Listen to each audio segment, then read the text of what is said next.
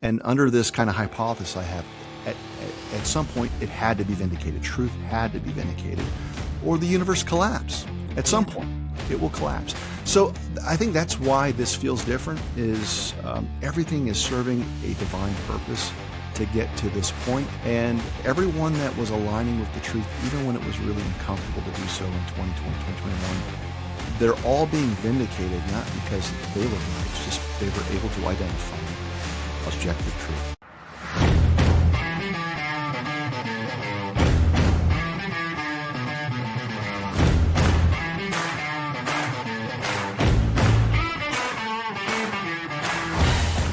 Thank you, ladies and gentlemen, for joining us once again on The State of Freedom. The State of Freedom is a listener-supported podcast. We're committed to pursuing the truth about policymaking, decisions, and situations in Louisiana and at the national level that stand to impact our freedoms. Please become a monthly supporter of the State of Freedom at freedomstate.us as we continue to expand the voice of liberty across Louisiana and beyond. Blanco Brothers has been in business in Louisiana for about 30 years now. I have personal experience with this company, and I know others who have as well. If you have a business or a home and you've got roofing, gutter, sheet metal issues at all, one number you need to know, and that's Blanco Brothers Construction. He will treat you right financially, and he will take very good care of you with regard to the quality of the service that he provides. I cannot recommend Blanco Brothers Construction more highly enough. Memorize the number 225-226-4222. Blanco Brothers Construction, the very best in the business. Good morning, everybody. Welcome to the State of Freedom, where we are grounded in faith and the Constitution, and we are committed to giving voice to the truth, living with courage, and taking action. It is Thursday, January 29th at 10 a.m. Central, and I'm Danielle Walker, joined by my friend and co-host, the watchdog in chief of Louisiana Citizen Advocacy Group, Chris Alexander. Good morning, Chris. How are you doing? Good morning, Danielle. How are you?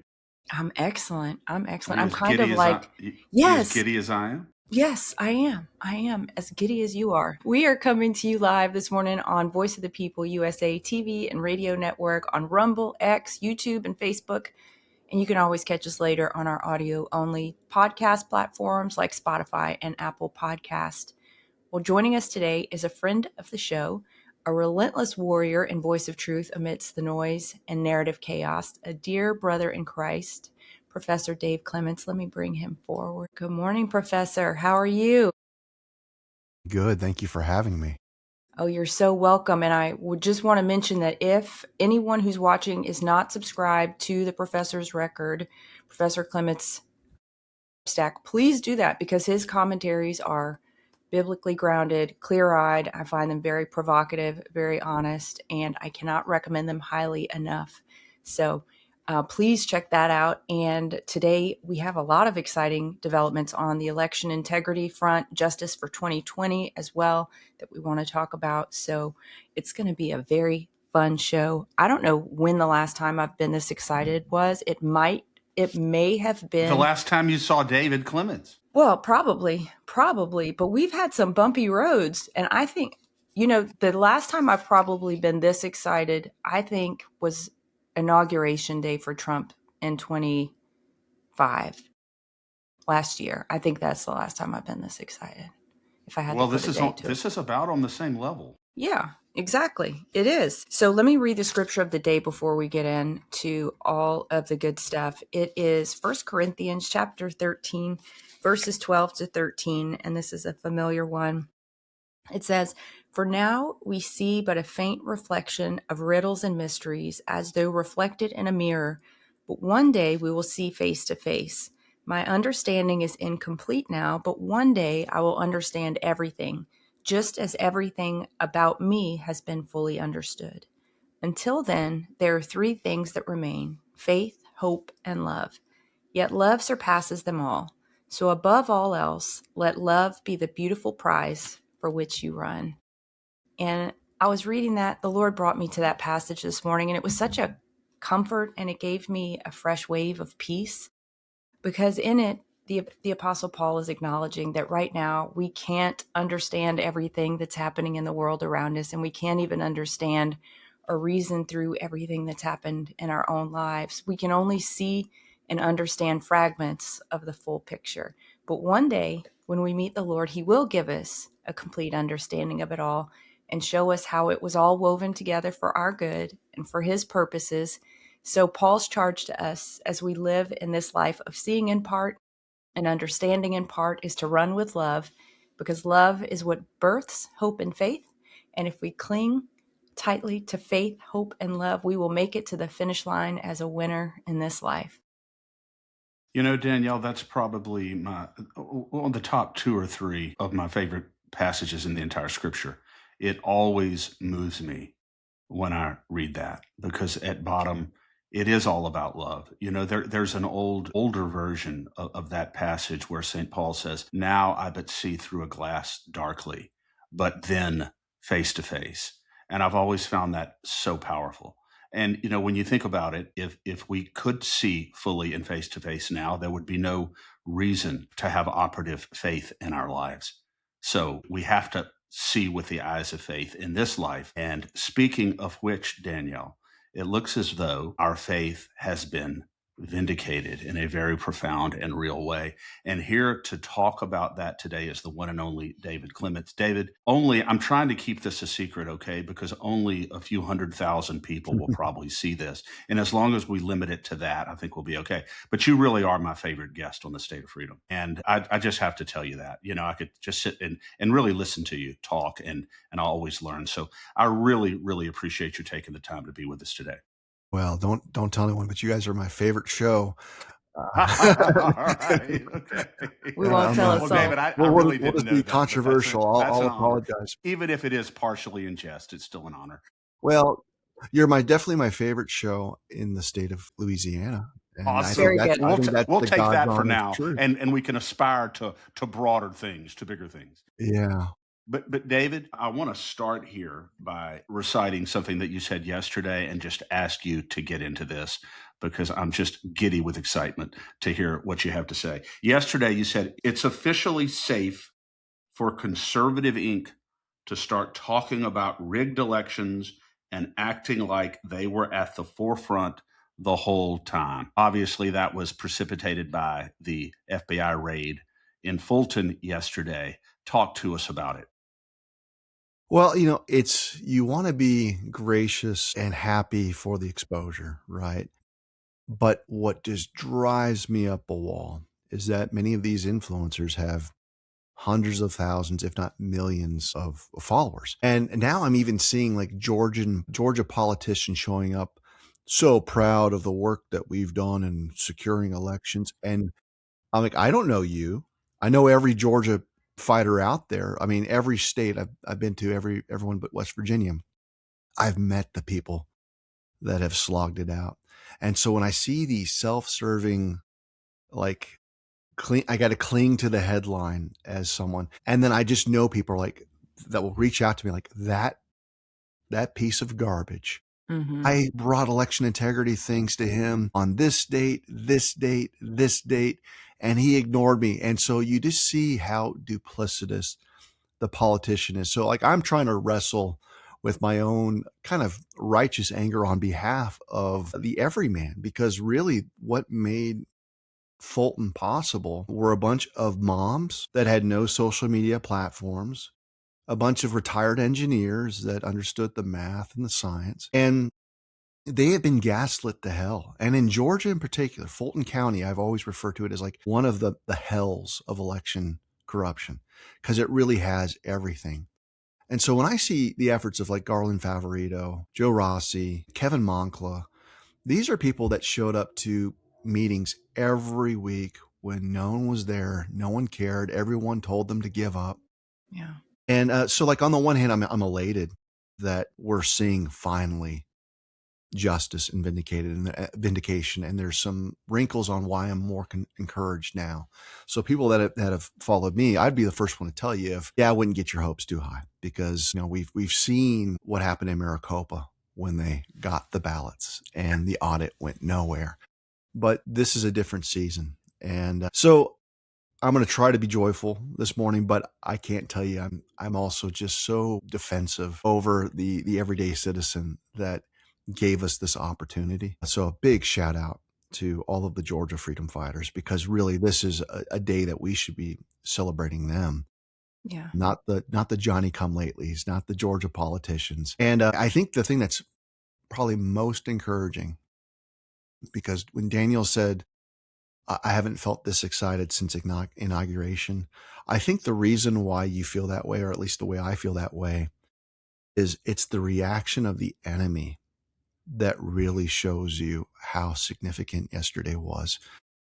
The screeching, the screaming. And yesterday, every single corrupt election vendor, politician was out front trying to get in front of the cameras and start projecting the narrative. And that means that they're scared. And I love seeing the nerves starting to kind of, show themselves or reveal themselves. And the implications are huge, because you've got a Fulton County commissioner who's running for Secretary of State.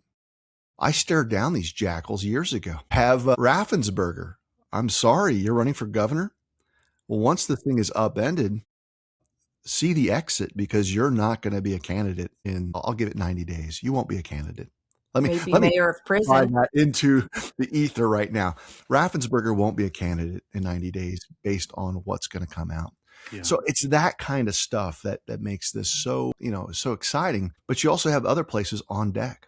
Maricopa County, I think, will probably be the next domino to fall for good reason. But yeah, those are my initial insights, is just one that, like, I'm so glad that this day is finally here. But also, as you were talking, David, here, I've always appreciated Mark Twain's observation that in the beginning, the patriot is scorned and hated and reviled and alone. And then when his cause, by his own courage and virtue, ultimately prevails, then the timid join him, because at that point it costs nothing to be a patriot. The patriots were exactly who you were talking about here. The anonymous people out there who were fighting in the shadows, when not only was the establishment not supporting them, they were actively criticizing them and undermining them. And now that we see the sunshine coming over the hill, the timid and the corrupt now join them. I understand your frustration fully and completely. And it's not because David Clements is sitting here wanting to assume credit for anything. It's because you want to make sure that credit is proportioned where it is really due, to the people who are not out in front of the cameras trying to hog the spotlight on this. I think it's absolutely disgusting.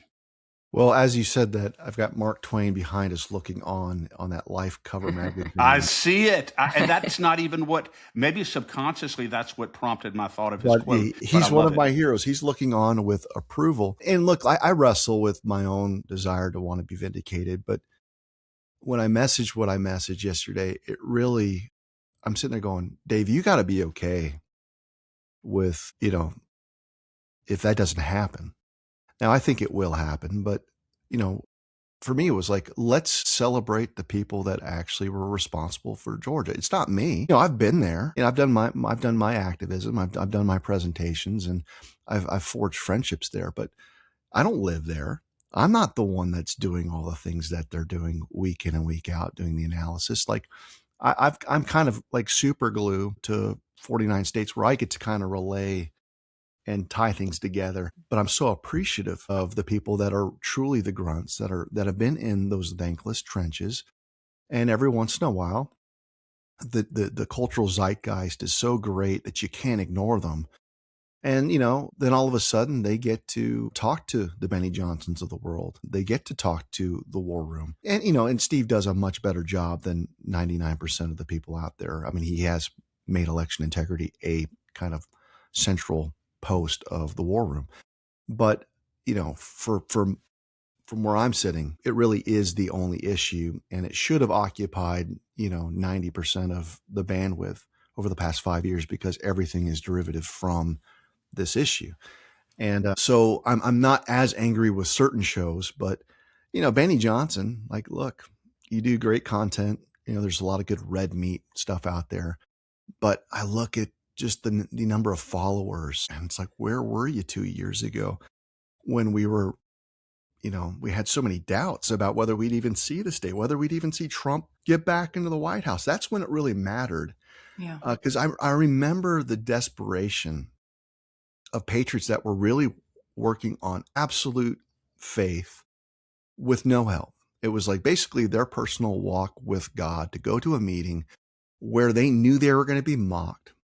They knew they were going to be derided. And the influencer class doesn't understand like what wind, hit when the wind hits the sails, when anyone out there will say out loud what they're saying in these private meetings. They don't understand like that's life support. That's the kind of stuff that will sustain you for the next 3 months of the suck, where we have to tell people, embrace the suck. And it dawned on me because I don't have the platforms, but when I would travel and tell people, I'm so proud of you, I'm so thankful for you, they would seize on like Professor Clements's words as something that, and I'm sitting there going, if you can draw hope from this guy showing up to your state, imagine what, someone out there that's got a following of 5 million people, what that will do. That will sustain certain movements for a year, 2 years, depending on who it is.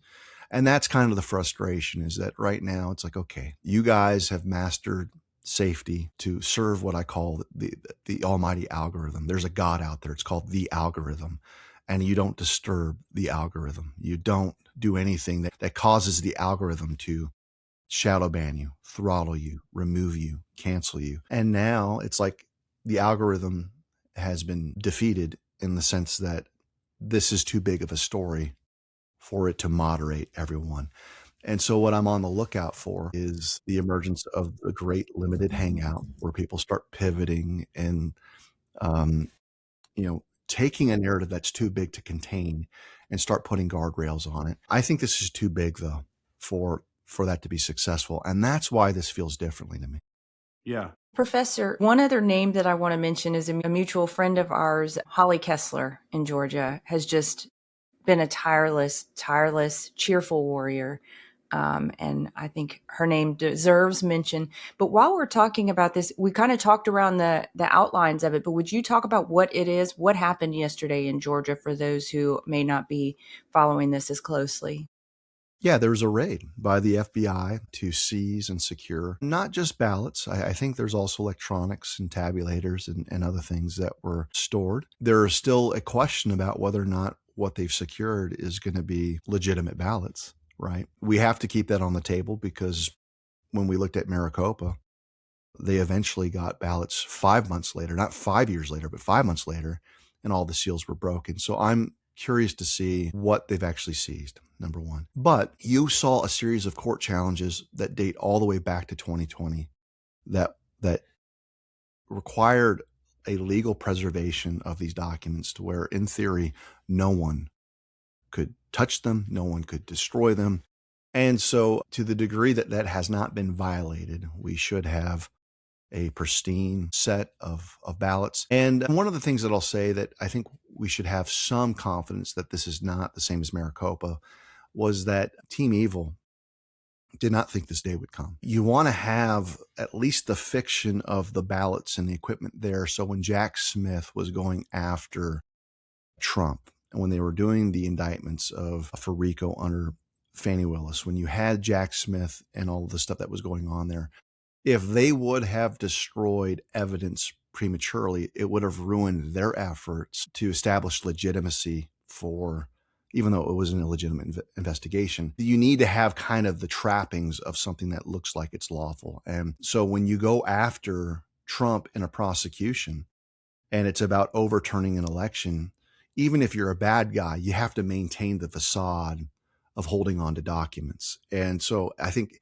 that might be one of those just God things where they played along. And I think many of them were getting lulled into a false sense of confidence because we weren't seeing action this past calendar year. And then you see Bongino leave the FBI and go back to the podcaster's chair.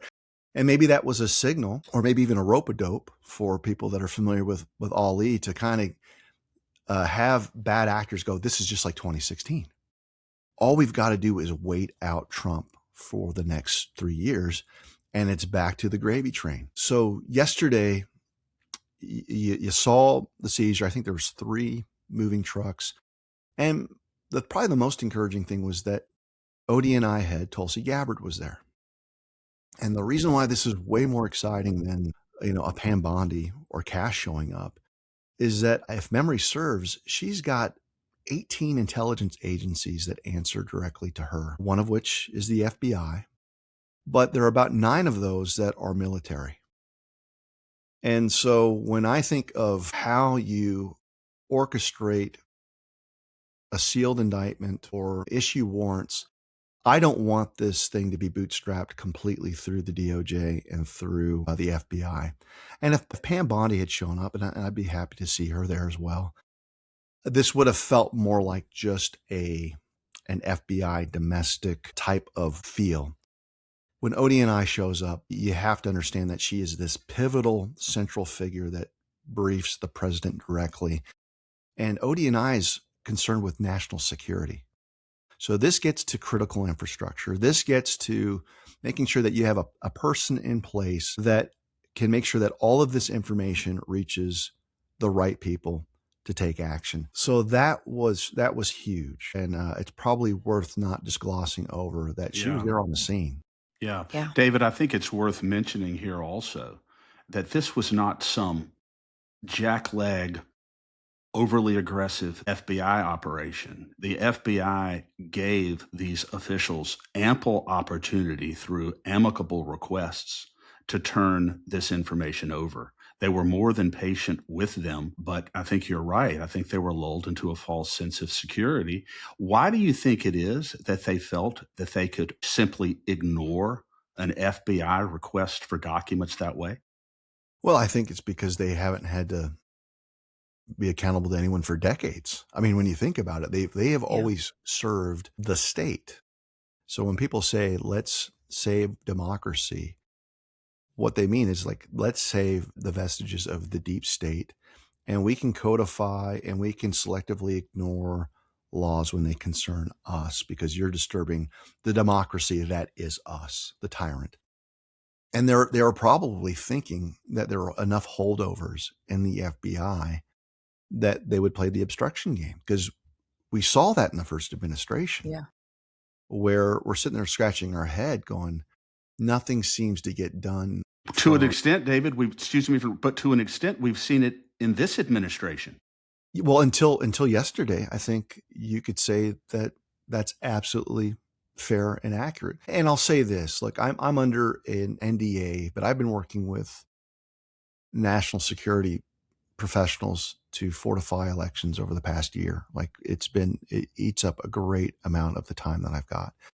And I know many people that have interfaced with ODNI task force to get to the bottom. So the rigged election. So when Tulsi would show up to these cabinet meetings and talk confidently that she has discovered proof that the voting machines in particular have been subverted. Like I've got tremendous faith in that statement because I think I know the people that have gone under the hood.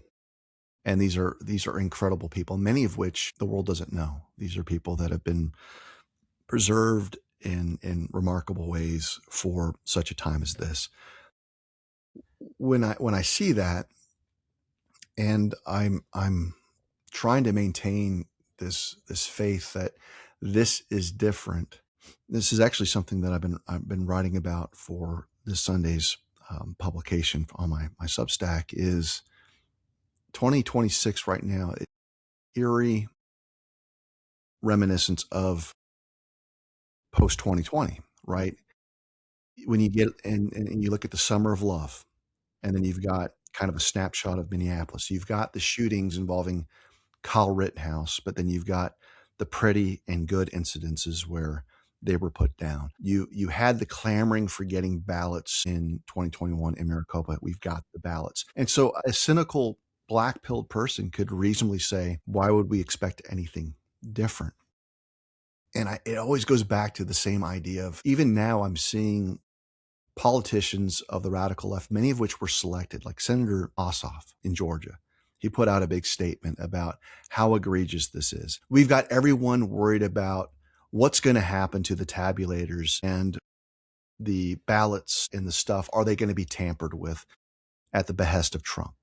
Now, this is important because I said this from day one as to why Trump couldn't do what he legally was able to do in 2021, which was to take everything. Because at that point, all of those talking points were ready to go even then. That's why you had Mark Warner. That's why you had the congressional hearings. That's why you had Kamala Harris. And everyone was ready for Trump to take the machines, to take the ballots. And they already had this baked in narrative of how vulnerable the machines were and how insecure the processes were, to project a narrative that he is now monkeying with all of the electronics, all of the data, to say that this tyrant really is the one that stole November 3rd, 2020. And in remarkable restraint, he didn't. So now you had 4 or 5 years of us to come up to speed and to know the truth, that when these posts are coming out from senators that are sitting right now, when the posts are coming out from every Fulton County official, it doesn't have the effect that they were hoping for. It's like, you guys are full of it. Like, we know. So like from a psychological standpoint, Trump had the wisdom to say, yes, I've got the executive orders on foreign interference. Yes, I can grab them, but that's not the problem. The problem is I've still got a brainwashed, asleep public, and now we're awake. We've got revelation in 2026 where we didn't have that so many years ago. And so like the idea that I've been wrestling with, and I love the verse that you read because you used a word called riddle. There's a riddle. That, I think you've put your fingers on the pulse of how people are feeling right now, is where do you find certainty in a time of so much uncertainty? Yeah. And why is it that some people have this anchor where they're immovable in their faith and it's unshakable? And for me, it goes back to John 1:1 about the word, the logos, that all things were created through him, by him. Anything that was made by him, through him. And so if that's true, that means all of the laws of physics that govern the entire freaking universe only work because of this guy named Jesus. And when you start getting into like the physics of what had to exist for the conditions of life. So when I think of my heart is still beating and I've got breath that I draw and I've got a mind that can process information, when I just look at how the universe was ordered to get to this certain place, the mathematics are off the charts on how to sustain life to begin with. So why don't we treat like laws that govern gravity with as much sincerity of thought when we look at something called truth? So truth to me is like a law of physics. And when the scriptures tell you that whatever's hidden will be revealed, you're seeing like this point where I think in 2020, it was almost like the universe under a law of physics, the law of truth, the law of the logos, the law of Christ, that the universe had to belch. It had to basically burp up the corruption because it could not sustain the fabric of reality that we live in unless people saw the corruption. And so now that it's belched and we've all been covered in the vomit of corruption, and we're cleaning ourselves off, we can receive 2026 revelations in a way where the enemy tricks won't work, their megaphone won't work, their feed won't work. So, I'm kind of going on and on about kind of where I'm at, but that's been such a refreshing reminder, is that if we would actually take the word of God and the promises that are there to the same degree that we do scientific laws, you would have so many anchors. And then the obligation is just to tell the truth and align with the truth. Because when I look at the lead up to 2020 and I look at the Twitter posts from Trump, and you go back and read them, especially about mail-in ballots, about the elections being rigged, it is so freaking prophetic. Now, maybe he's not a prophet, but what he said was true. And under this kind of hypothesis I have, at some point it had to be vindicated. Truth had to be vindicated, or the universe collapse at some point. it will collapse. So I think that's why this feels different, is everything is serving a divine purpose to get to this point. And everyone that was aligning with the truth, even when it was really uncomfortable to do so in 2020, 2021, they're all being vindicated, not because they were right. It's just they were able to identify objective truth. David, that is so profound. And the Lord must be talking to us about something very similar right now. And I know you and Chris know that I have a blog where I post every day about what I hear from the Lord. It's called Glory and New Wine. And I don't talk about it very much here. But this morning, the whole message I got from him was on truth. And so I want to read an excerpt, and I'll send it to you after. But it starts with Isaiah 57, or I'll pick up here at Isaiah 57, 19 to 21. And the scripture goes, I offer peace to those who are far from me, and I offer peace to those who are near, and I will heal their deepest wounds, says Yahweh. But the wicked are like the storm-tossed sea, whose restless waves are never still, stirring up mud and mire. There is no peace for the wicked, says my God. And then this is what I heard from the Lord. This is the reality of truth. It is undisturbed and unbothered by the chaos agents, the distractions, and the muddy waves tossed up by those who oppose her, who seek to destroy her, and whose singular pursuit is to detract from her and bring all attention to another matter, any other matter. But truth is not bothered by this. She has existed from eternity past, and her purity and form are lovely, pleasing, and resonant. What she speaks may offend. What she speaks may disturb. What she speaks may cause people to shrink back in disgust or rise up in righteous rage. But whatever she speaks is truth. She is immovable as a pillar, expertly set in a firm foundation. Come what may, she shall not be moved. Yeah. I think that's the heart. I mean, that's been laid on the heart of all the Spirit-filled believers out there. So the Holy Spirit's definitely sharing his insights with we the people. And I guess I'm just kind of sensitive to it, because the way that I write is I'm waiting, like, all right, Lord, what do you want me to think about and to write about? And I'll be scrolling the internet, not because I actually want to scroll the internet. Like it's a terrible thing to be in the habit of doom scrolling. But what I'm trying to do is figure out, like, what is consuming people's speech and their minds, and trying to tap into, okay, there's something there. And so I'm studying it. And what I've been studying for the past 2 weeks is really this multi-level struggle where you've got this black pill phenomenon, where there's so many people that were playing the good kind of Trump soldier, MAGA soldier, up to a point, but the masquerade of whether or not they were doing it for pure reasons has fallen to the ground as they realize that they don't get to be the hero of God's story. And you can see an ugliness emerge where people they have this knee-jerk reaction to let everyone know, I'm the reason why this happened. And it's like, look at me. Yeah. And there's so many things that I've done over the past, few years. I'm like, gosh, I got a clip of me confronting the chair of the Fulton County people. And then I saw him come out and do his press conference, and I'd be lying to you. Like, part of my flesh is like, gosh, guys, I stared that tyrant down. And then I'm just reminded of God's system, which is don't exalt yourself, because God's not going to do it. And there's just so many people out there that are in this season of, they're doubling down because they've committed to an idol, or they've committed to a worldview that to them being right is more important than the truth. And so if your worldview is Trump is inept, he's being led by the nose by stupid advisors, that everyone sucks, everyone's dumb, and I'm the smartest person in the world because I've been telling you how inept he is. Right. Well, that paradigm is about to get shattered really quickly. And you think about that, like what those black pillars have put into the universe. They've got 4 years of tape where that's all they've been doing is they've been trolling the commander in chief.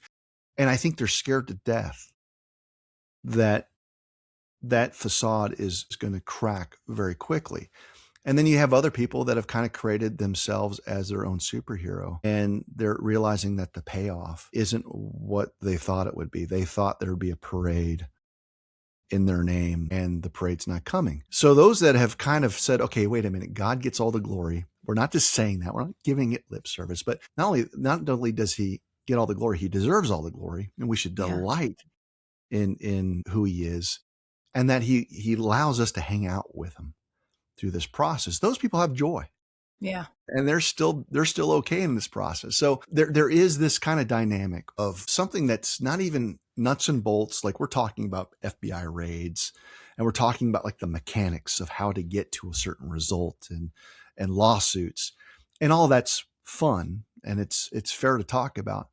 But there is a human drama that's going on between those rigid structural lines that is fascinating to look at. And so anyway, I'll yield the floor. But I think one fascinating layer of that we're seeing play out, and I kind of just started having maybe eyes to see it this morning. So last night my mom was asking me, she's like, what is all this Minnesota stuff a distraction from? And I was like, it's not a distraction. I mean, it's kind of the thing. And then I was like, this morning I was like, no, it is a distraction. It's being used. Whether it's meant to be a distraction or it's not is not the point. It is a distraction, and it is being used as such, because look at the news cycle. I mean, Trump is flooding the zone yet again. He is using, okay, we've got Minnesota on fire over there. Now's a great time for Tulsi and the FBI to go to Georgia. How about, why don't we just see if we can get Eric Coomer deposed this week? That would be pretty awesome. Let's see what else we can do. I just think it's such a beautiful thing to see all this stuff percolating in the midst of what the chaos that they are driving is actually shoving the narrative down to a simmer on these other things, it seems like. I don't know if you feel that way. Well, I do. And I think both sides are using it to the degree that they can. And I think the false sense of confidence that the enemy has is that I don't think they quite believe the enormity of the plan that Trump has. And I know that they don't, because there's many patriots that don't believe in the enormity of the plan that Trump has. And this gets into some of the white hat stuff that people feel very, very silly to talk about. One of those is being Q. I'm sitting there going, all right, if you're still walking past Q like it's not a thing, like, okay, go for it.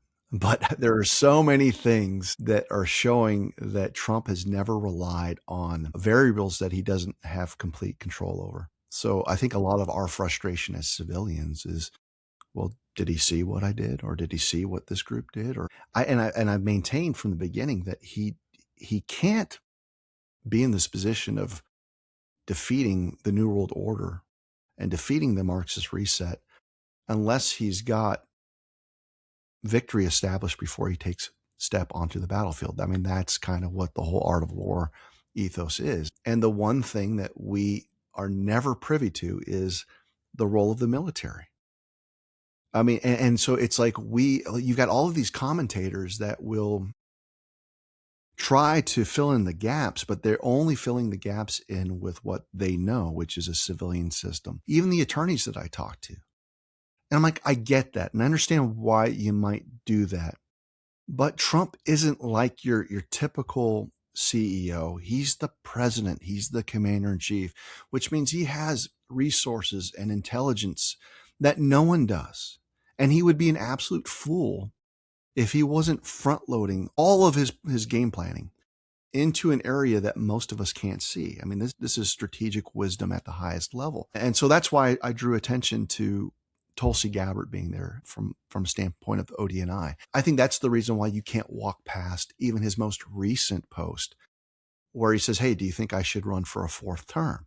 Right. And people just walk past that. I'm sitting there going, like, that shows your own psychosis, because it's like hints at something that shows that this guy is on another level.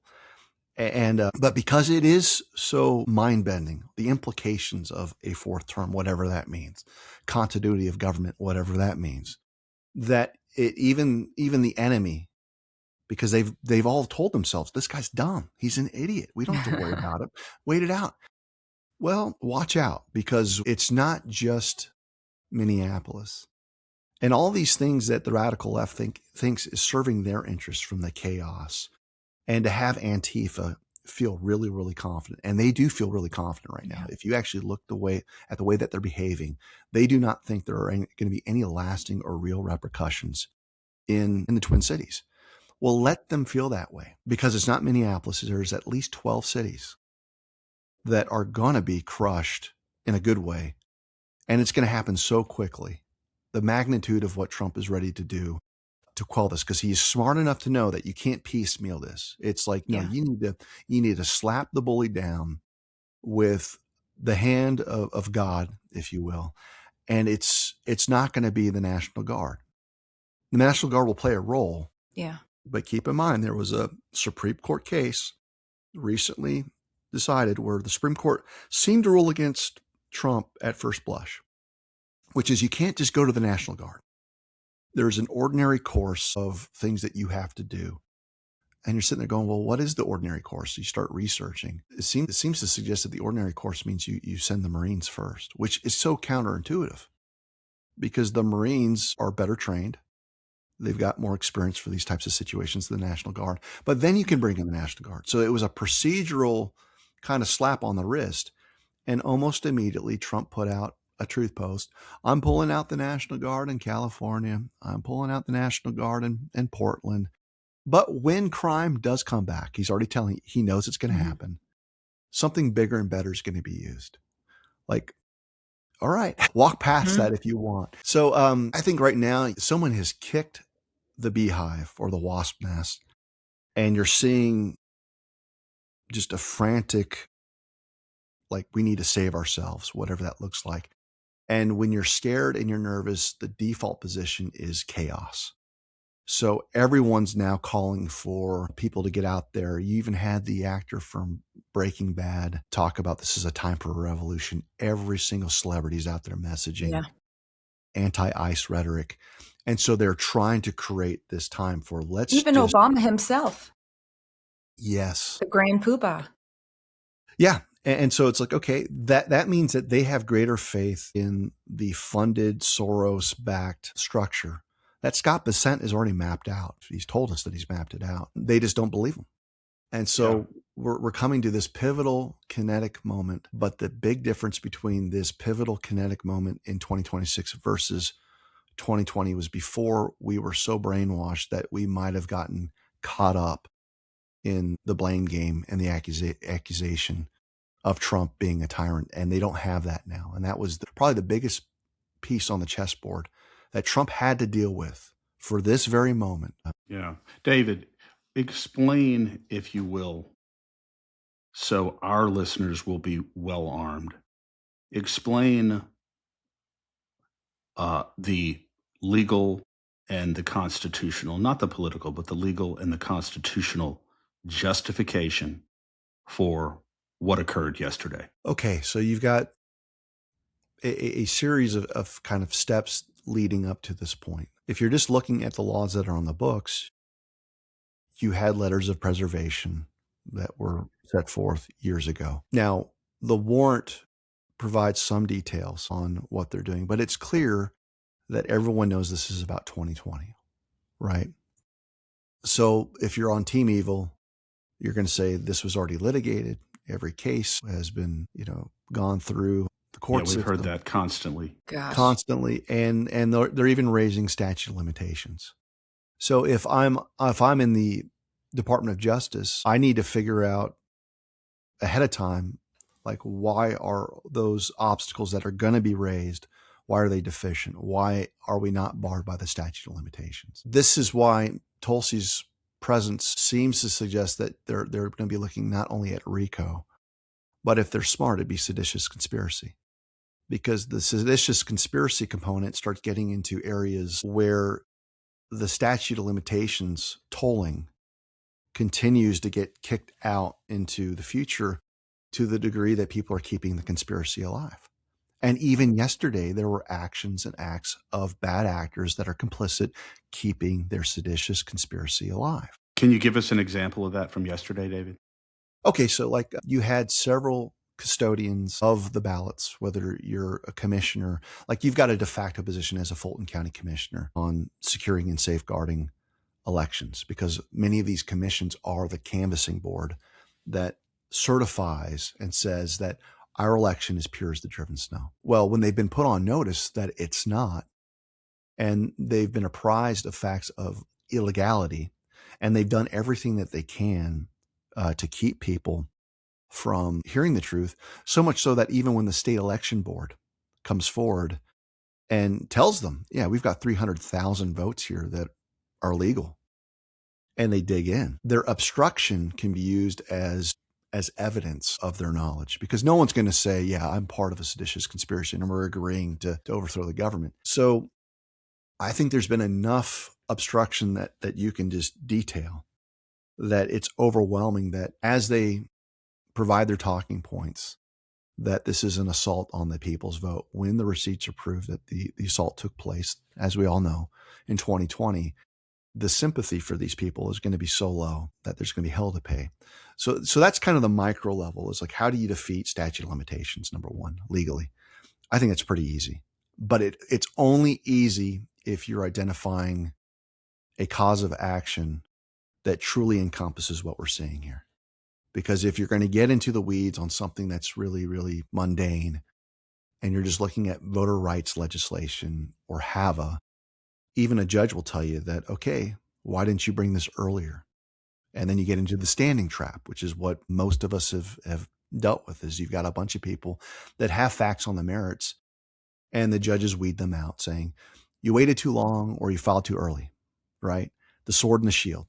Well, seditious conspiracy really takes you out of that. And it's probably the other reason why I hope that ODNI is talking with the military from a national security framework, is we've got to get away from what will potentially be the thing that sucks the life out of our excitement.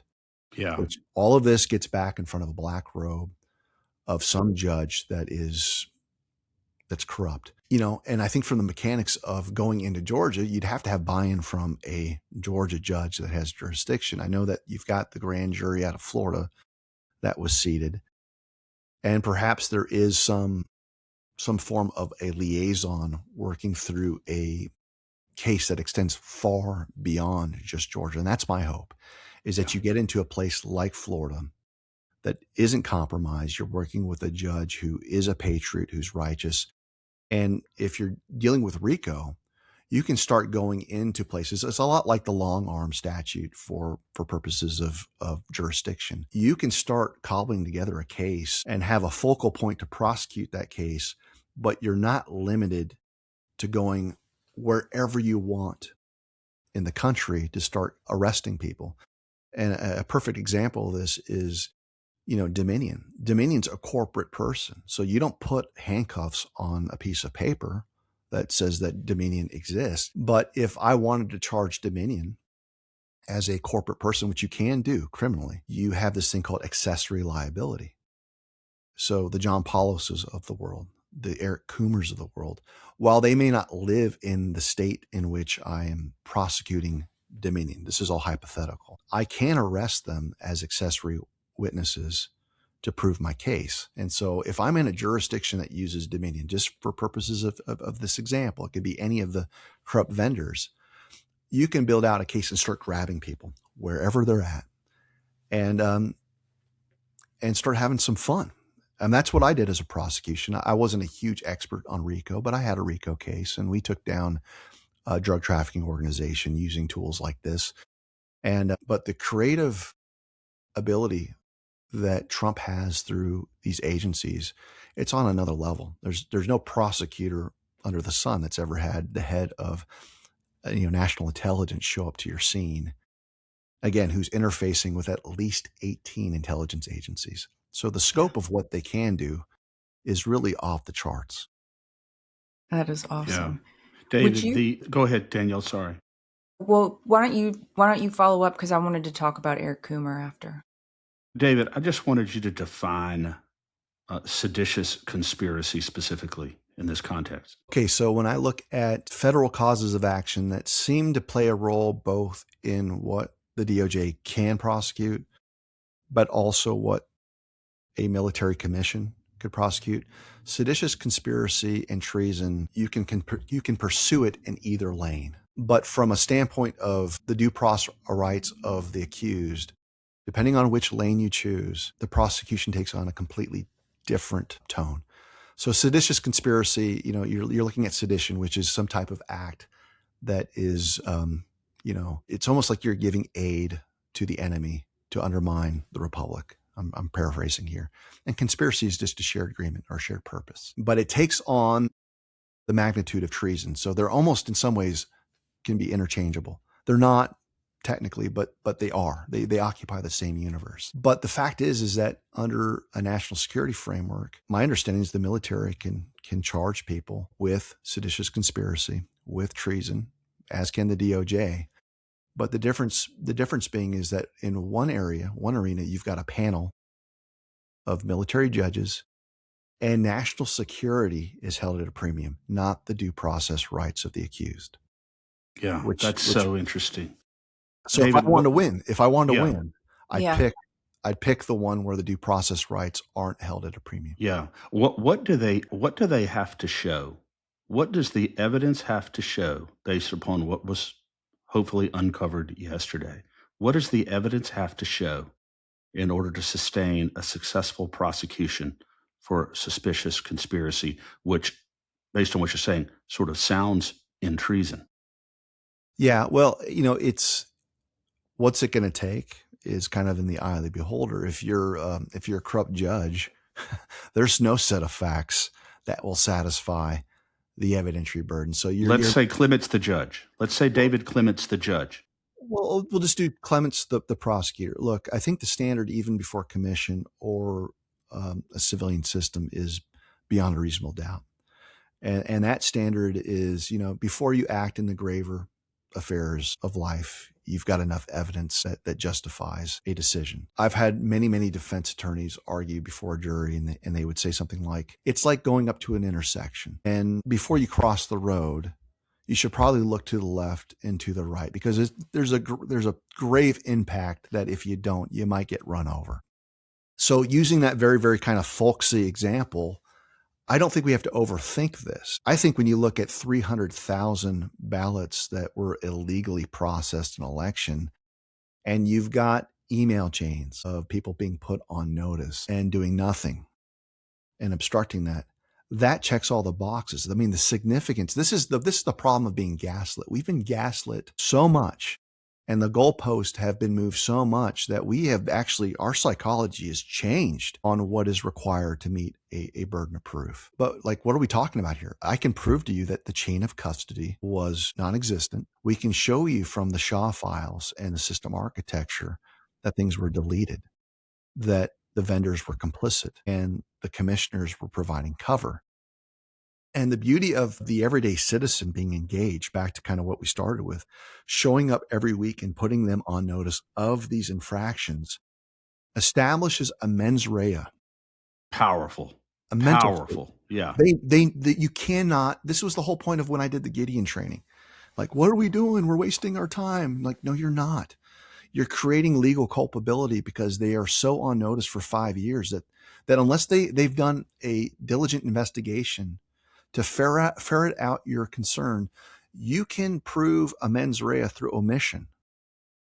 And that was one of the mistakes in many of the trials that we saw in places like Maricopa, is that everyone's looking for the overt act or smoking gun, where Stephen Richer is recorded saying, I can't wait to overthrow the government through my seditious conspiracy. You're never going to get that. But what you can do is look at the county commission meetings, confrontation of we the people versus them, the email chains, and this persistent ignorance. And to the degree that you get warrants and you have the ability to secure communications to prove up your case, there's other ways to do it. What I'm hoping is that this case, whatever it is, wherever it's emerged, started years ago, to where you could have had a FISA warrant. And this is huge, because there is a foreign element to what's going on with our elections. And to the degree that national security experts knew there was a foreign element from Serbian servers, from Smartmatic software that was being used in Georgia tabulators, from Maduro, from Venezuela, you start putting it together, you're not notified that you're under surveillance. You're not notified that people can see things that you think are secured. And that's why FISA in some regards is so pernicious and terrible for an honest, God-fearing U.S. citizen, but it's such a powerful tool because unlike the way that we think of traditional warrants, typically when someone comes to your house, knocks on the door, they got to show you the warrant. They got to let you know that you're a target. They got to do all these things and you get to review it and you can call your attorney, but they're going in your house. FISA doesn't work that way. Most people that are under a warrant under FISA, they have no idea that they're being monitored. And I think that that's probably something that's been happening. I can't tell you conclusively, but again, you've got the director of national intelligence on the scene debriefing 18 intelligence agencies, including 9 military ones. And the ability to get things from the NSA and look at computers and look at laptops and tap phones, for better lack of a term. I've seen depositions and stuff where signal chats have been read into the record. So if these people think that they're even communicating through secure comms, it really depends on just how serious the government has taken this, not just since Trump got in a year ago. I mean, this really gets into kind of the more speculative stuff on continuity of government, why I'm so fascinated with the idea that Trump had power that was still in existence during the Biden regime.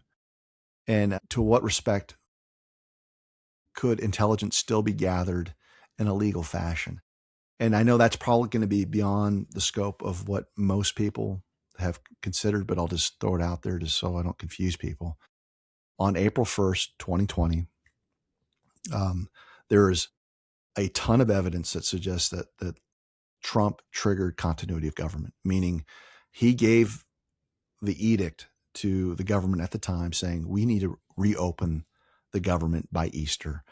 And everyone not only gave him the proverbial bird, they worked against him to the point where they started talking about mail-in ballots. They knew about the rigging of elections. In fact, just 7 days after Easter was the first post from Trump that's saying, look, they're going to try to rig the elections through mail-in ballots. So he was so sensitive to what was about to transpire that it's quite remarkable. So that means he would have had to have had military advisors saying, all right, we don't know where the line is, sir, but a bioweapon was just unleashed that is murdering U.S. citizens. That's an act of war. We've got enough evidence, sir, that the electoral process is so compromised that you have senators and representatives that are not legitimate even now. So when you look at continuity of government and this thing called Directive 40, it encompasses times where, like if you had a nuclear bomb and it fell on DC and it eradicated 75% of the government, like it's an emergency dynamic to have your government survive. So when you look at what happened through this seditious election code and the bioweapon, you can actually legally check off all the boxes on why Trump's sitting there going, I don't know if I'm going to be able to preserve my power as commander in chief because the coup is on. They're not going to let me get to office in 8 months. Is there a lawful way to preserve your power? And that's what Directive 40 is all about.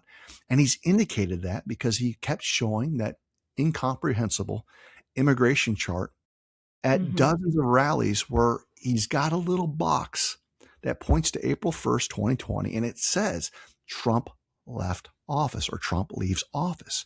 Yeah. And he said it as much. He said it at Quantico. He's talked about being the 46th and 47th president. So I say that this might be so mind-blowing for some people, but if you want to make sense of the red pill dispenser that is Biden, that seemed to have no real power when it came to hardened military assets.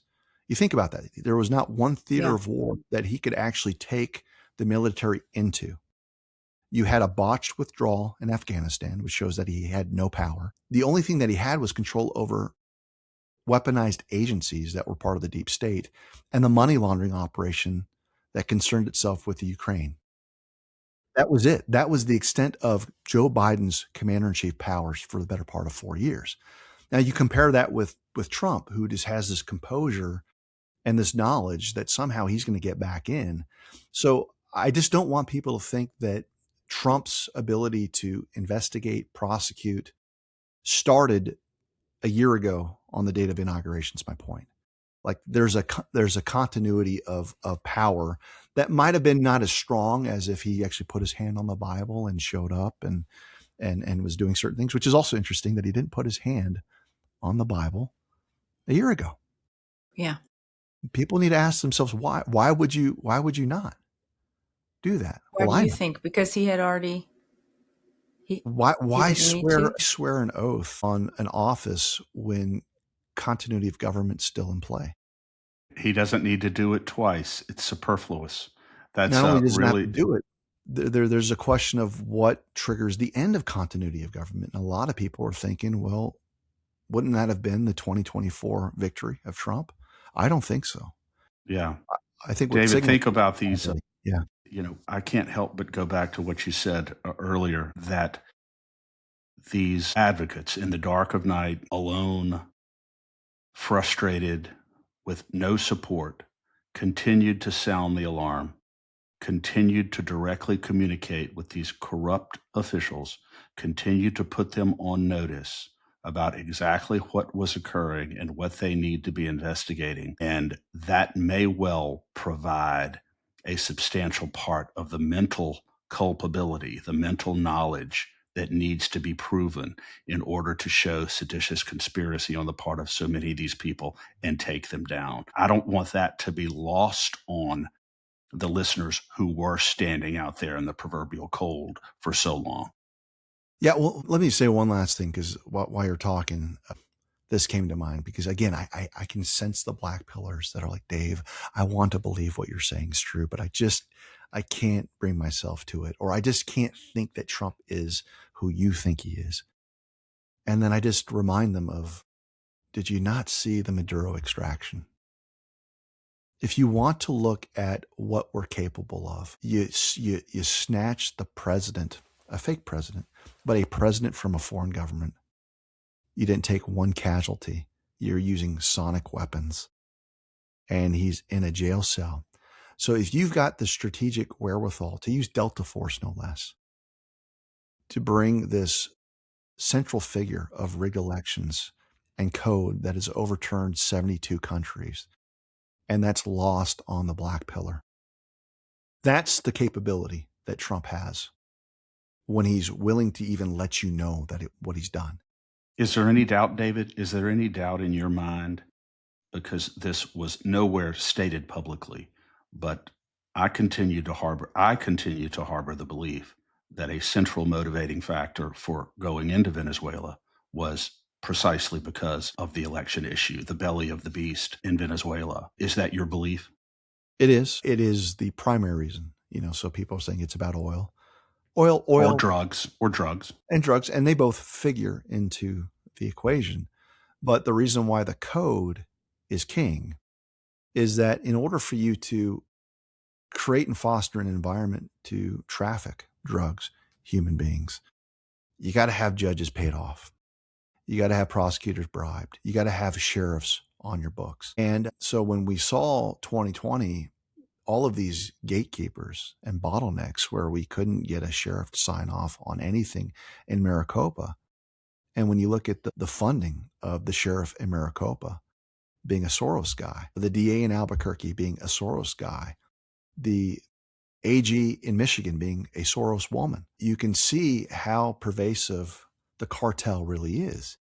And, when I talked about years ago this idea of this thing called the vote trafficking parable that I did at the first symposium, I look back at it now, I'm sitting there going, Dave, how in the world did you articulate that in 2021? Because now I'm realizing that while I was using it as a parable between cartels and drug trafficking organizations and how they work together to move their product, and providing that as the basis for an election cartel and local vote trafficking operations. We're talking about county clerks that are in on the take, and the mirroring was exquisite.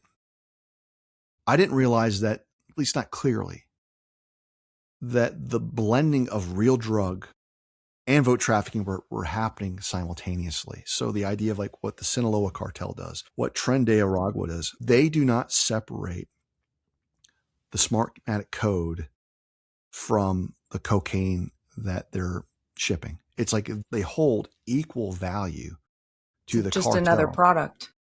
It's another product, but in some ways it's way more powerful because it was Smartmatic that allowed them to survive in a referendum election in Venezuela. It was the Smartmatic product that got a Marxist sympathizer known as Barack Obama to win in Cook County, Illinois against Hillary Clinton, who was known to the world. The idea that a no-name senator so quickly beat someone, even as disgusting as Hillary was, but Hillary really was not outed back in the mid 2000s. She wasn't reviled like she is now back then. So the fact that they were able to have a sample size of just how powerful that tool is, that the leader of the free world, they're going to steal a few elections, change the trajectory of Barack Obama in 2006, 2007, and then use that as a springboard because Obama retooled the ability for Dominion and all of these vending groups to proliferate throughout the United States, even though they had foreign ties. And that's coming out. And then just to continue go from country to country to country shows you that like that was something that was allowing them to have new channels to get their drug product into these countries. Because again, if you can't do business there and your biggest problem is you've got secure borders, well, what happened to our borders? You've got judges that are righteous, not anymore. And this really hits home with me because I was a border prosecutor. I mean, I was the senior HIDTA attorney here in New Mexico. And you want to talk about the Wild West, being an under-resourced, underpaid, like, and you know, I'm certain that God gave me a front row seat a decade ago when I was doing these cases, because the head of my task force was a meth head sleeping with a cartel member's wife. I had judges coming out with white powder. You want to talk about like soul crushing, like, oh my gosh, you guys have no idea how corrupt the border is. And my issue was my office had people that were more corrupt than the cartel members we were going after. And I've known this for forever. So now, but even the scale of what we're describing on a code that can undo the fabric of a civilization in 72 different countries was beyond my comprehension. Even now, it's still kind of beyond my comprehension. But that I've seen that. And if you can achieve that in Sleepy Town, New Mexico, you can achieve it anywhere. Yeah. And Dave, how are you on time? Because I wanted to touch on Eric Coomer if you had time, but I also don't want to hold you hostage. I know you got a lot going on. We're cooking. We'll go as long as you want to go. Okay, awesome. Eric Coomer got deposed on Tuesday, and I pulled a video from your X feed and would love, because I don't know that many people have really kept tabs on Eric Coomer. His name was probably in the news whenever the 2020, late 2020, early 21, probably not until 21, if at all. And so people may not be aware of who he is and the damage he has wrought. But this little video, I think it may be a clip from your film that someone posted, but I'd love to show it and then just get your reaction to who Eric Coomer is and what happened in the deposition, why it's important to where we're headed. All right. Great clip. I'm especially proud of that because, you know, I wrote that documentary and come hell or high water, I was going to put in the drunk driving bit, which is a little off the beaten path, but to be able to weave it. And he actually stole my Buick. That was my Buick that he crashed into the wall. Really? Well, just in the cartoon, like in the cartoon. Gotcha. Yeah, the cartoon. No, yeah, you get a snapshot pretty quickly of who Eric Coomer is. His genesis was really, he was an afflicted drug user. It appears that the intelligence agencies were able to leverage that against him. I don't know if he was at Berkeley, but he was one of these guys who had a PhD thesis on nuclear decay.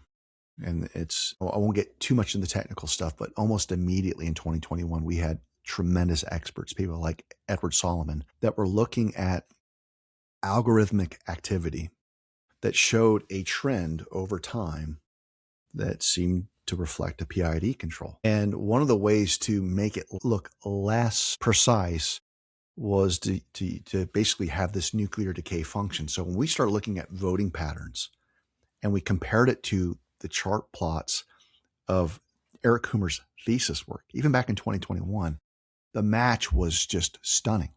Wow. If you're, the CIA and you want to do regime change and partner with the cartels overseas, you can see the utility of this very, very troubled person, but also very, very brilliant. And he was one of the top software developers, I think, over at Sequoia, which was a precursor. So it was a precursor to Dominion. So his fingertips have been on the election systems going back to the early days of implementation of this Smartmatic code. And most experts would tell you that the software design is essentially the same from tabulator to tabulator. So he's key. And you'll notice it was really the Dominions and the Eric Coomers of the world that when they were exposed initially and they're called out, the lawfare was off the charts. We're talking about lawsuits for billions of dollars against the president, Mike Lindell, and Joe Altman, who has weathered the storm. And one of the things that Joe has refused to do is identify the Antifa person that got him on the call. And this has created tremendous strain on Joe, but he gave his word. And, to the point where he's even now getting fined $1,000 a day for not disclosing the identity of this person. So, which is ironic and rich because people don't know where Eric Coomer is these days. That's kind of odd. Think he's Venezuela? Well, put it this way. He had to charter a jet to come in for his deposition. And I have it on good authority. It wasn't from anywhere in the continental United States. But if they had to subpoena him, David, to get him to the deposition, somebody knows where he is. Well, the attorneys do, but let's just put it this way. I think you're going to learn that Eric Coomer at this point is not going to be telling anyone where his physical residence is right now. And I think that's so ironic that these, I'm going to call them for what they are, these bastards have tried to identify the whereabouts of a confidential source because they want to kill him. They want to neutralize him. That's what Danielle mentioned this morning, David. I think it was Danielle who mentioned, if these people will be held accountable if they're alive long enough. Yeah. And well, what I'll tell you is this is my place to share, but I have an attorney-client relationship with Joe, and I've worked on things behind the scenes for years that have a bearing on what's going on, but I don't publicly disclose it. So when I ruminate on developments, I have to try to be very, very careful and not honoring the protective order that's in place because the judge said basically you can't say this or that. So I'm kind of beating around the edges. But what I can tell you is publicly, they weren't expecting to have a motion to suppress certain elements of discovery to be granted by the judge or to be denied by the judge. And they were able to get sworn statements that Eric Coomer was coordinating and discussing Dominion code with foreign nationals or people from foreign governments, which was at odds with their very, very public statements that they had nothing to do with anyone from a foreign government. And that's just not true. And when that was denied, and I think it was the day before the deposition, they wanted to do anything they could to get out of the deposition. In fact, Patrick Byrne went on a show and said that he got a text message from someone that was out in the hallway that overheard them saying, "We have to get out of this deposition by any means possible." Well, by any means possible, they physically assaulted Peter Tickton, who's the attorney. And at first, when someone told me, "Hey, Peter Tickton was assaulted," I'm like, "Come on, no, really?" Peter Byrne's attorney. Patrick Byrne's. Patrick Byrne's attorney. Yeah, and come to find out that Peter wasn't taking the debate, came into the room in which they were doing the deposition where Patrick Byrne was waiting. And the attorney for Coomer continued to physically accost Peter, but tried to make it look like it was Peter that was assaulting him. And with Coomer coming in with the cell phone recording, providing commentary, "Oh my gosh, he's assaulting us." So this projection. Well, what they didn't realize is that when they had that previous altercation out in the hallway, there was surveillance. and there was a camera. And when they realized that there was a camera, according to Patrick Byrne, the attorneys went sheet white, because not only was their plan foiled, they've got evidence of what transpired, which shows you how desperate they are. Wow. And so that took place. And then the other thing I can tell you is that, Patrick said something along the lines that he felt bad for Eric because there were things that were so absolutely false that he was saying during the deposition. And even the attorneys for Coomer knew that it was false because they had been provided with discovery that completely undermined his testimony. But he doesn't have any choices. Either he can play ball and become state's witness, or he's got a proverbial gun to his head by the cartels that handle him. So he's got to stick to the script. So he's stuck unless he wants to seek mercy from the Trump administration. We'll see if that happens. And then the other thing I'll say is this, because I put out a post. A lot of people have questioned Joe Altman's veracity on whether or not a source exists, whether or not that will materialize. And he has been just hammered by people like this is like he made it up, like he just somehow knew who Eric Coomer was from day one. And what I'll tell you is that the people that have said that, you guys are going to look so absolutely stupid. Joe is a bit of a poker player. And good poker players don't reveal anything until it's absolutely the right time. And so the fact that he's had the patience and the wherewithal to withstand the bullying, the lawfare, the intimidation from Antifa judges that have tried to basically scare the hell out of him. They've tried to kill him. I mean, Joe's had several attempts on his life where they've come to his home, shot at his home, sent powder in the mail.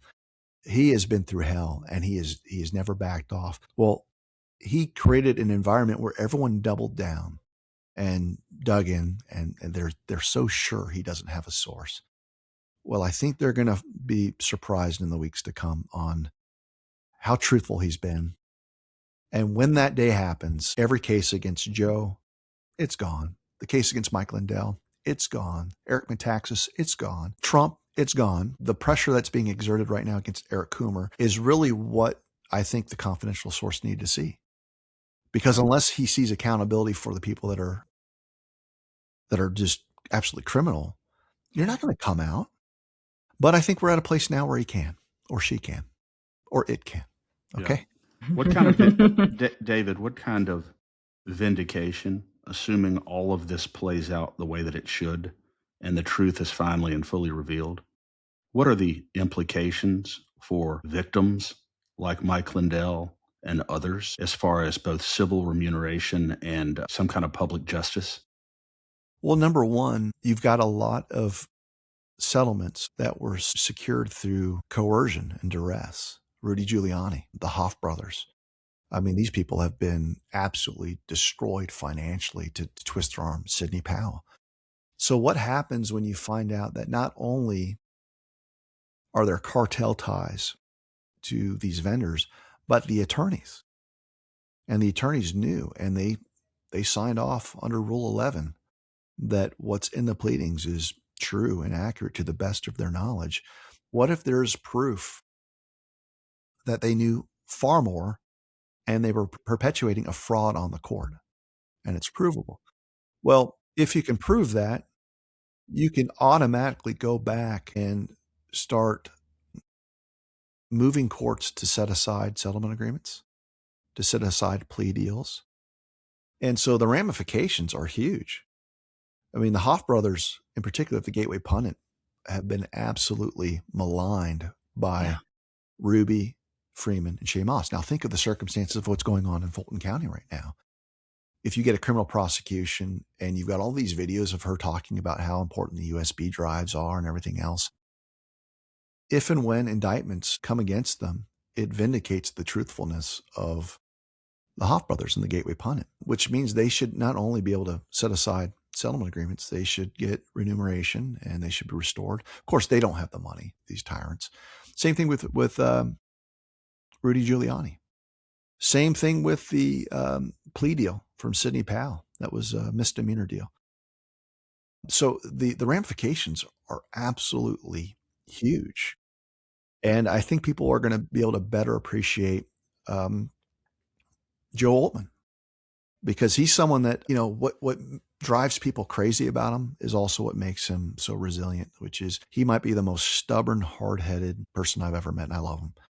But that stubborn hard-headedness has created in him a spirit that is so defiant against corruption. And a judge can sit there and try to scare the hell out of this man, and he looks at her with absolute defiance, and he's willing to go the distance. And so it's really cool right now to see finally him have some joy.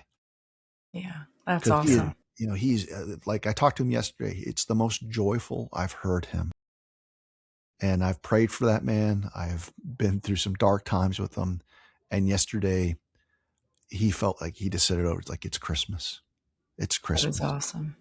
That is so awesome. beautiful. And I think it's worth emphasizing that it takes great courage to stare down a federal judge and to openly defy a court order over and over and over and over again out of principle in order to protect the confidentiality because you gave your word that you would. That's extraordinary courage, and it's very, very rare. I think Joe Altman may have he might be channeling a little Gordon Liddy here. Well, I'll tell you this. We were 24 hours away from a judge arresting him about a year and a half ago because of his defiance. And we were able to appeal and basically put a stay on their ability to do that so he could survive and live. And those were dark, dark times. So I was behind the scenes drafting and helping with pleadings to just keep him out of a jail cell. But we were literally 24 hours away from the court having a scheduled hearing that would have resulted with the bench warrant being issued, but for an emergency stay. And so when you have those conversations, and it was like Joe might have to go on a private charter jet someplace to survive. This Boomerang that we're at now is so remarkable. So, I fully expect Joe to pursue restoration. I think there might even be a settlement offer on the table for Eric Coomer. Save yourself. This will be the only time you get this offer type of thing. I don't expect Eric to avail himself of the Council of Angels at this point, but they're going to give him the opportunity to do the right thing. He probably won't. And I know Joe. Joe is patient enough that some of the news groups out there out of Denver, Kyle Clark, many of the folks that have branded him an election denier. I mean, I thought I had a lot of hit pieces. I mean, I've got over 1,000 hit pieces that have destroyed my reputation. Joe's probably got twice or three times that. Wow. And so he's got a long list of people that he intends to sue. And I sure hope he does. I hope he sues the pants off of every one of these people. And he's going to enjoy that. It'll be the first time he's been able to go on offense, but it all comes down to taking the cartel down, taking the election cartel down, and just showing the world how disgusting and corrupt the system is, that it literally tried to put that man 6 feet under. And there are times where, he's looking at security footage. He's got bulletproof glass at his house, and people are showing up, and they got the cameras trying to figure out how to get into the house. That's happened several times. So, it's just really cool to see that, the hunters are now the hunted. Yeah. The hunters indeed are now the hunted. It is extraordinary how the pendulum can swing, David Clements. Thank you for explaining all of this today so eloquently. I know it's been a benefit to everyone listening to us, and we are extraordinarily thrilled about the latest developments. And we'll have you back on soon to talk more about it. But it's always such a pleasure. Well, it's a pleasure being with both of you. Thank you, God David. bless. Yeah, of course, our list is always longer than our time, but we enjoyed every minute of it. I forgot to talk, David. Well, I did enough talking for all of us. I'm sorry. I think I was so excited that I can't stop blabbing because I am excited. And Yes. I try The to be Johnny come latelys notwithstanding, don't let that steal your joy, David. Yeah. No, we had you on to talk, not for us to talk. So Yeah. Yeah, you're well, most Thank you, welcome. sir. thank you. Thank you for letting me vent. Absolutely. Always. God bless you, David.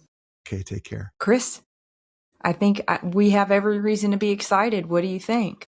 I'm absolutely thrilled. And you know who is also thrilled about all this, Danielle, are all of the people in Louisiana who have been also maligned and disparaged and criticized by the institution in Louisiana, and yet they continue to fight. You know, there's just too many to name here, but close friends of ours Yeah. with whom we've been in this fight on election security for years and years. Lenore Whitney is one. She's been fighting on this, and many others. I'm just thrilled, not only because of what occurred yesterday, but because of the broader implications of it. I don't believe it stops in Georgia.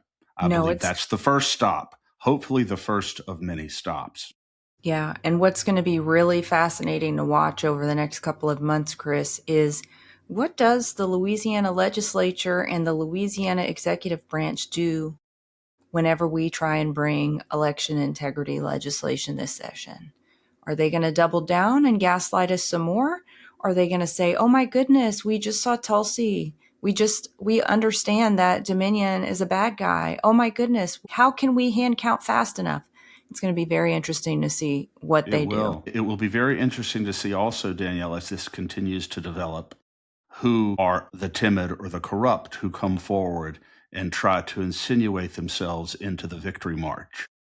We'll see about that as well, Yeah. because cowards and corrupt people do that. They They want will to be get around. disinvited from my party, I tell you that. Absolutely. They wouldn't be allowed entry, but this is how sunshine patriots and summer soldiers act. And, It's even worse than that. I think it's even worse than Sunshine Patriots. yes, and it's even summer worse than, soldiers. than mere apathy or indifference. They were, Yeah. they were actively complicit Yeah. in a lot of this. Absolutely. Absolutely. So I am excited to continue to see this develop over the next couple of weeks. And I mean, as the distractions continue, I expect more and more election integrity information to be coming forth.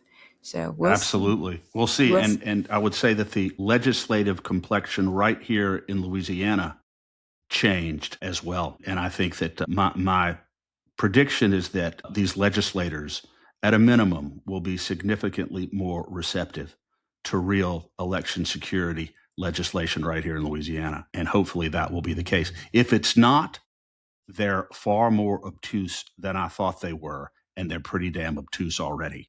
Yeah. Well, and that's the nicest way you could put it, Chris. That's true. I try not to cuss on the air. Well, listen, let's get to a couple of our sponsors because I'm really excited about them. And then I want to make some announcements afterward. We have a new sponsor called PokeClaw. Are you want to talk about PokeClaw? I'll put up the graphic here. Absolutely. Great family fun, Danielle, right here in Baton Rouge. PokeClaw, right here in Mid-City in Baton Rouge. It's Baton Rouge's newest claw machine arcade. Jenin absolutely loves it.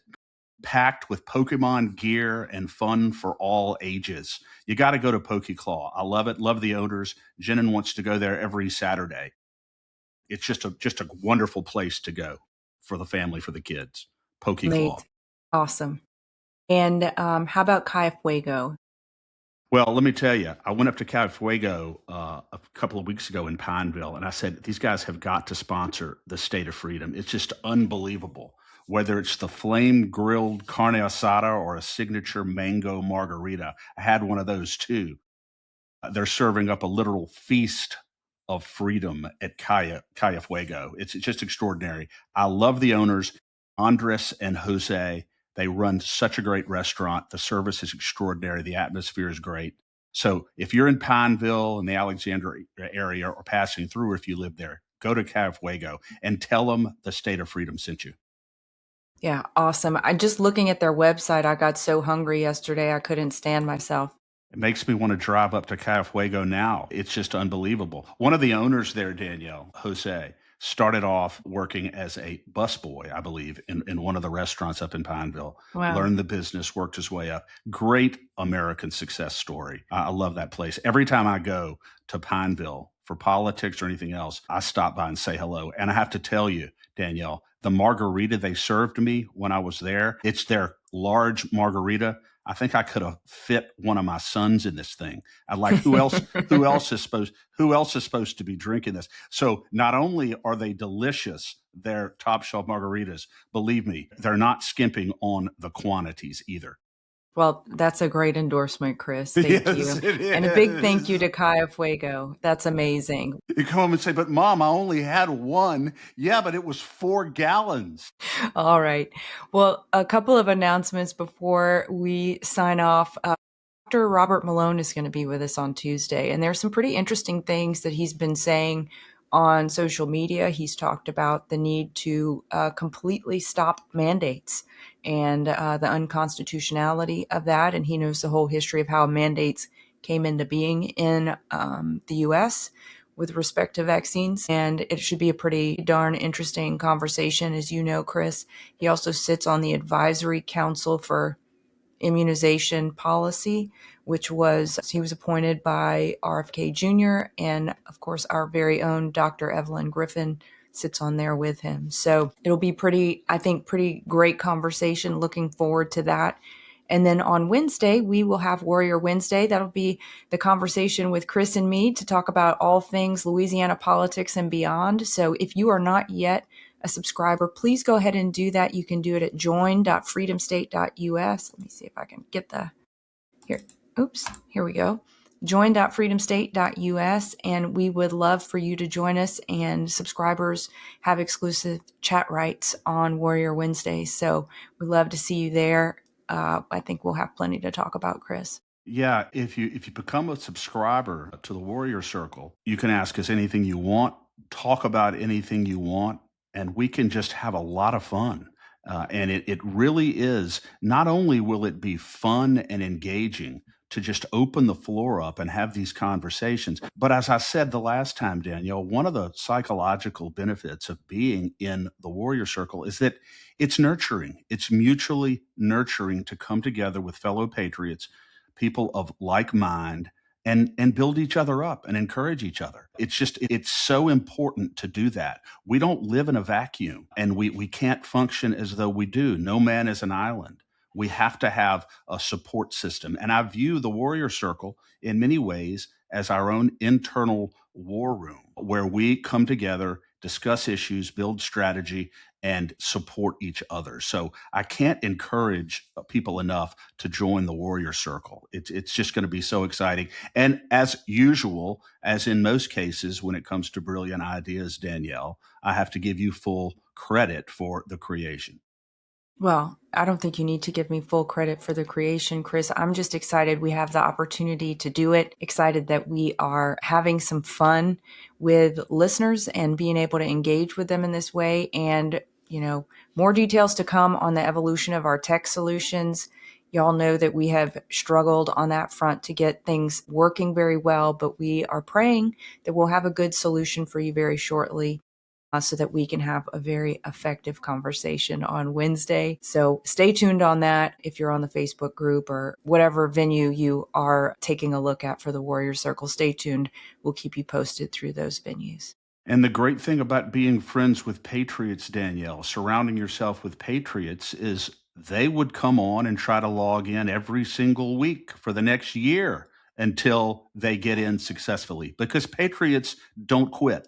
So patriots are warriors. So hopefully the tech issues are resolved and we can move forward smoothly on the Warrior Circle now. But look, even if not, patriots never quit, and quitters are not patriots. So we don't want any quitters in the Warrior Circle. If you're a quitter, sorry, but we can't accept your application. I'm just letting you know.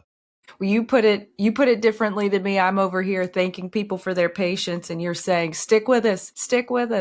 So absolutely, we cover both angles. That's very, very, very true. But it's always a pleasure, Danielle. It's always extraordinary to have David Clements on. I find myself in those rare situations where I'm just sitting and listening intently because I just want to absorb so much of what he says. He is such a valuable resource to liberty and to freedom. No question about it. What a blessing. But God bless you, Danielle. Have a great day, and we shall reconvene soon. God bless you, Chris. Talk to you soon. Thank you. Tigerland Properties. These are licensed professional realtors. in Louisiana. Commercial, residential, investments, whatever you choose to do. These people, whether you're buying, whether you're selling, whether you want to invest, these people are the best in the business. They really are. Tigerland Properties, mainly they work in the Boot area of Louisiana, down in South Louisiana, but truly you could not be in better hands if you're buying or selling commercial, residential, or investing than Tigerland Properties. I encourage you to call them 225-320-3004. You'll want to make sure you're in good hands with commercial, residential, real estate, or investment. And they are the best. Meet the world's first living, full-spectrum, certified organic CBDA hemp extract. Nessa's hemp oil was extracted from seed to bottle without chemicals, solvents, or heavy metals, and it surpasses world-class standards for purity. This pure and powerful CBDA has been proven to reduce aches and pains, ease mental tension, and promote better sleep. To get yours today, visit the Shop Our Partners page at freedomstate.us. Thanks for joining us today on the State of Freedom. Be sure and check out the show notes for this episode. You can always go there and find the calls to action and resources mentioned in the show, and you can find out more information about our advertisers there as well. If you want to learn more about us or support our work, visit freedomstate.us. To get involved with Louisiana Citizen Advocacy Group, visit lacag.org. We'll see you next time. God bless.